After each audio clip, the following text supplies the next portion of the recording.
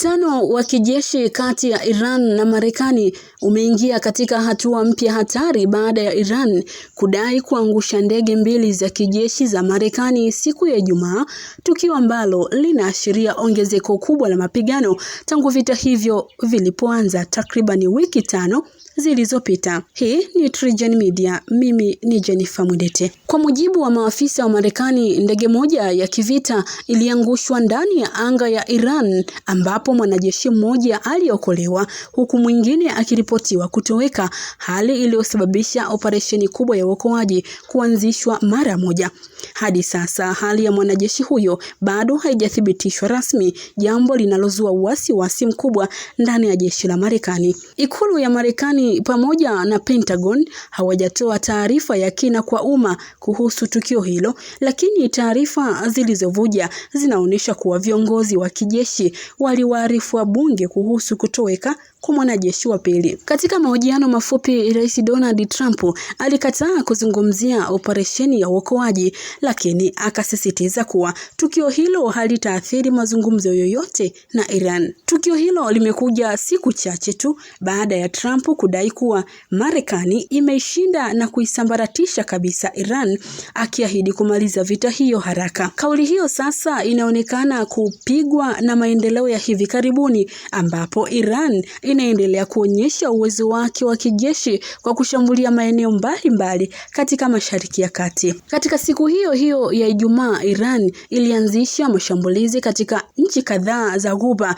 ikilenga miundombinu muhimu ya nishati ikiwemo kiwanda cha kusafirisha mafuta cha Mina Al Ahmad nchini Kuwait. Mashambulizi hayo yalisababisha moto mkubwa huku vikosi vya zimamoto vikijitahidi kuudhibiti. Pia kiwanda cha kusafirisha maji kilipata uharibifu, jambo ambalo linatishia upatikanaji wa maji safi katika ukanda huo. Nchi nyingine kama Saudi Arabia na Bahrain ziliripotiwa kushambuliwa katika makombora na drone, huku baadhi yakidunguliwa angani. Katika Falme za Kiarabu, uwanja wa gesi ulifungwa baada ya mabaki ya kombora kuanguka na kusababisha moto. Wakati huo huo, Israeli ilisema ilikabiliwa na mashambulizi ya makombora kutoka Iran. Katika uwanja wa vita, picha za mitandaoni zilionyesha kuwa ndege na helikopta za Marekani zikifanya doria katika eneo la milima ambako rubani mmoja alidaiwa kujirusha kwa parashuti. Vyombo vya habari vya Iran vilitoa wito kwa raia kuwasaidia kumkamata rubani yoyote wa adui, wakiahidi zawadi kwa yoyote atakayefanikisha hilo. Wachambuzi wa kijeshi wanasema kuangushwa kwa ndege ya kivita aina ya F-15E Strike Eagle kunaweza kuashiria ongezeko la shinikizo kwa jeshi la Marekani, kwani ni mara ya kwanza kwa ndege zake kuangushwa ndani ya Iran tangu vita hii ianze. Hii inaibua maswali kuhusu uwezo wa ulinzi wa Marekani katika anga yenye uhasama mkubwa. Kwa upande mwingine, vita hiyo imeendelea kusababisha madhara makubwa ya kibinadamu. Taarifa zinaonyesha kuwa zaidi ya watu 1900 wameuawa ndani ya Iran tangu mashambulizi yaanze, huku mamia kwa maelfu wakilazimika kuyahama makazi yao. Katika nchi jirani, vifo pia vimeripotiwa Israel, Lebanon na maeneo ya Palestina. Hali inaonyesha athari pana za mzozo huo.